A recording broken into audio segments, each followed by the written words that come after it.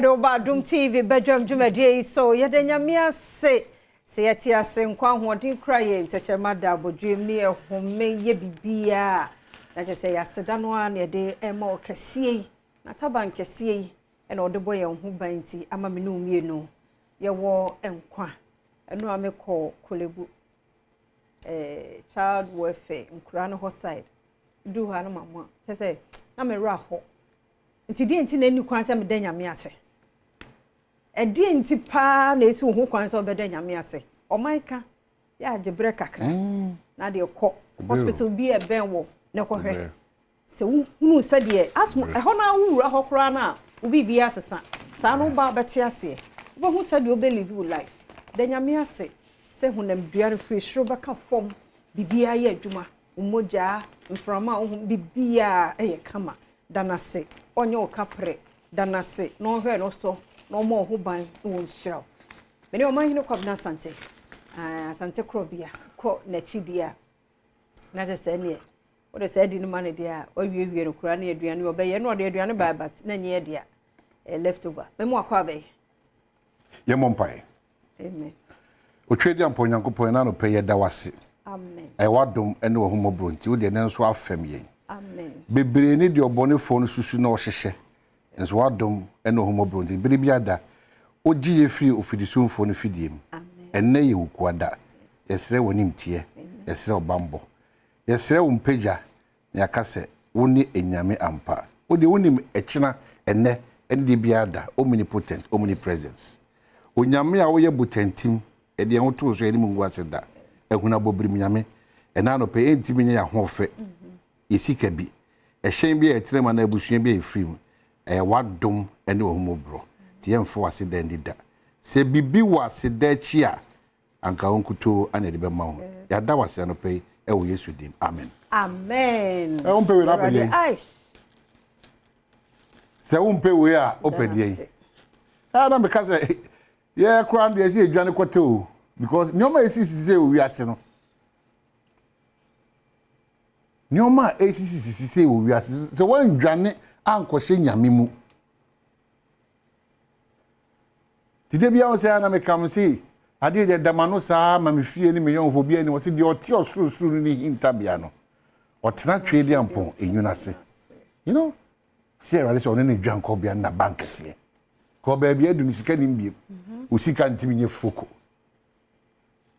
o ka ni ntimi nye foko adwuma wo ye ntimi nye foko timu amama sika ni ntade ne nyoma e mu nyame no obi so anapa no wa bie ne wardrobe mu si na ohwe ne wanza no mama obi se ntade no wona no pa no na ama na sori nje ono yare bia ntimi ne yo koso obi so anapa no wa bie ne curtains no se car si nyina ne sa ho saa yo ni se enu nti no de bia ada no obeda sori obi so anapa ko bie ne madam mo say hey we doctor we engineer we say sa no man nti no be yare doctor no we car engineer officer no na we eye wo betides you wa odo ho to enipa so na wonya pade so ti me so de bia ye kamfo awade mo ayi ni ma de krontia na waka kire wi wo de gibre keke kofa kolebu kura keke menko baby e nipa ye frim no ye ona frim no mo de omo ho hye menko wo de menko kwara kwa atra ko kire so na kwa accident wo na kwa accident wo na ko hu pa obi a oye 100 times more than you bro a normal person wala si obi chen obi 100 times more than you because you can't see chen wa onyame ye nyina ye pe ba wo ba asase we ye wo so dia wo no oni meme ye pe meme no nye pe meme obi su no bi nye pe we no bi nye pe sa ni pa no hwe se ne si nyina ye afri ho na o pese o ton ni nya pade nyina no nya esin a be ti mama na we nam keke humi ye ni o ma se nipa afini musa ti be sremu sire radio ho mo brotos wo mo abeti su dodo you are nobody ahemfu nyina dan nyame aman payimfo dan nyame nipa hodo de nyina dan nyame ndi wo ye wan well eno akwa na sa ema me hu se abrabo wi na no chese yenko yanim na yemomode si ebedodo ye ho na eni nipa betena yi na ebre kakra bi e wo asase we so no di ni yie minia asema meka mi hwe be panana masa abudi abutu o nipa yansa hwe o aba we are nothing me see me hwe be panana masa o ma me hwe na enko because I was here gumi and it's very painful mesremo a o mesreo ena na egina ye wa hoden a ye kɔ ne ye kasa ne ye de bia be former broadcaster former footballer former president former say obia be former tifhenie na wonyanya former yi bia be former na woni ho a ye de be kai wo obia be former ye de wo ye ni yie na woni ho a ye ka former no kra na hu se obia ewe hye se ka wo be sa ba biem obia be former obia be former obia na say ansa ne bai say na on me say wa titiu former be di anim kan bebre obia be former na de ba ko kai be kware say na yo comedy say ayi bobo kala ne santo muneza obia be former now in full free me chrome tete na de kra or former national team player or say official for say reverend onye former na no gina so no obetima be former yen concept no society no yenko aha no say ana director no say yenko online there okay so online there no herdsmen arrested for stealing 20 cows worth 200 Ghana cedi hey omo 20,000 obi Adom nantwie 20 na say dey tie say kwasi ade yiku anantwie ejoma bata omo enu bi no afa won de kwara de 20 na wi aye anya say we dem rade de bedi simple we dey kasa bi kasa bi anim che say ene no ofa la jo ho remu ni ma be nantwie no bi pa chacha na ai mbona chi say ya ma fun kremofo be tira for at once obu am friend be 38 months oh enu am say oh na want to say na bo bibia ye kama ba ko de o ka say oh my we dey na meeting of edi kama fo ye mamo vim you got okay we should them say ai comedian be like omo ya skate ni bi so we free mu takra de ho de wagene din obi adim no young guy but and one no what you say de nyame ase oh Monday dey ahwim no dey ahwim so wo be ban ti dey wa dey mama e be si machire be si wususu a e dey ma boka say slam eti bi no madam abadwa na kwa ye ba pepepe na ye ne wa chia yam wo ha eti alaji college down da ene ana dem chema mbo wo be bona director nso de nkra ma wa ma de obi a tie de ye beba sa oh well be go via be tie ye beba ata ya fofie da na Monday yes school for nko e ma ye for nko ba ye media for de morning show ni news show de ye ba oh e du so ti wa sa haja me bu na ba hu ye mobo na o be kan alaji college da hu ye mobo you know ya wo enkramofo be do kwa ya ye hu obia you see for anything here you hu sifu you see for ma sa no ba ku ya wan we say onu ye ne di pepe Razak onu so sa no show enkramofo am multimedia building no munya careful this time me ka say MC no 2024 yan kon sa o iti ye kon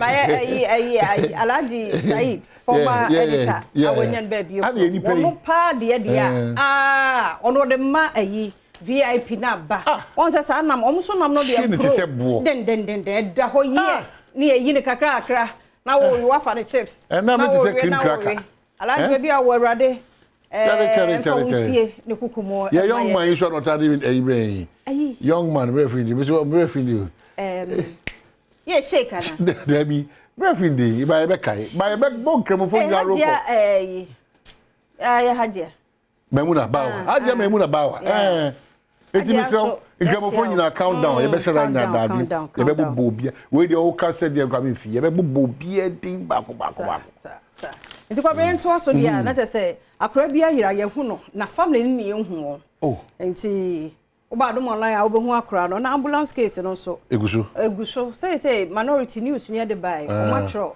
say pendodo bia na wo be ko bi o mu di na chi because judge no ama no kwan ama na anya nti se saa de omo support omo leader nti uba adomonline.com a eno so ye nsem a ewo edemo ha. Okay, meet my question. Nsema wo do atojo the workout and the brebe man ho kwan no. The new publisher say La Bianca boss is dead. Isusu aso ade abre Ghana no. E bia won tie ase. Enye isusu aso so e papa wo. On se ni pe bi wo ma ope wo mpe wo. Se omo free en chen kwa. Isusu aso na how. It doesn't matter onene ya adwini o, onene nya adwini o. Sa nipa no will play a major role. La Bianca boss is dead. Me see no the baba could be adopted a woman, yeah, background woman, about first mamma. On the tea and the pana me tie na me first confirm me say o mami.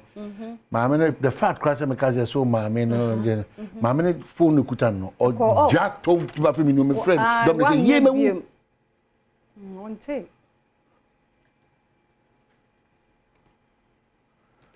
A black one drag to Shraj, the new publisher. A black one drag to Shraj over constitutional breach.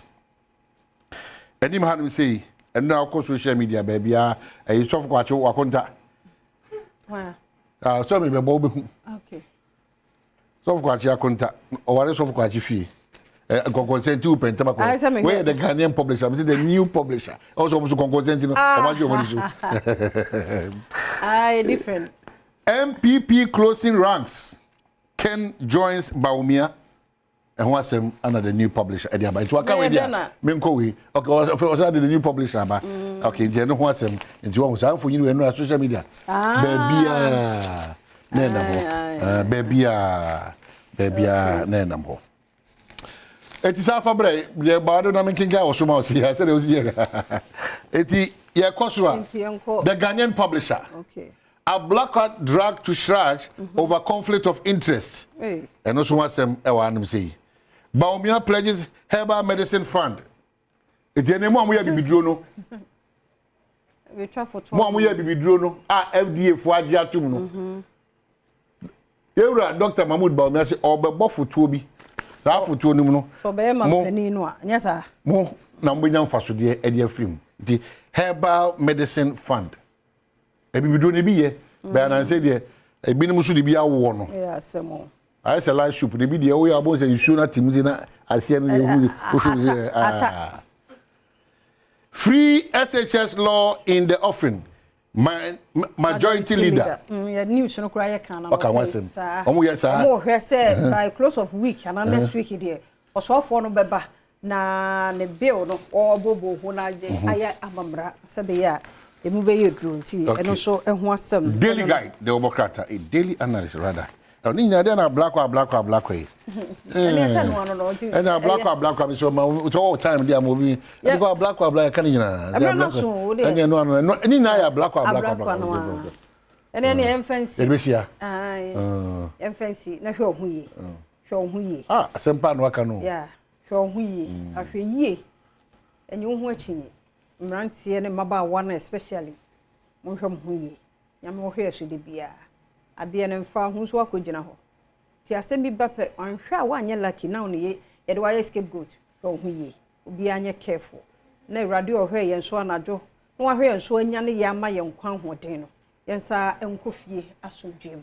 Kwaso anani yentena ye de sports no eto aso health tips nso pre-eclampsia medofo tie sankomo ni ye na ewie a hosepa wom asemidi kan nkomo ahodo bi mpensempensem mu beba kwaso amu afidie ne na ha ye da se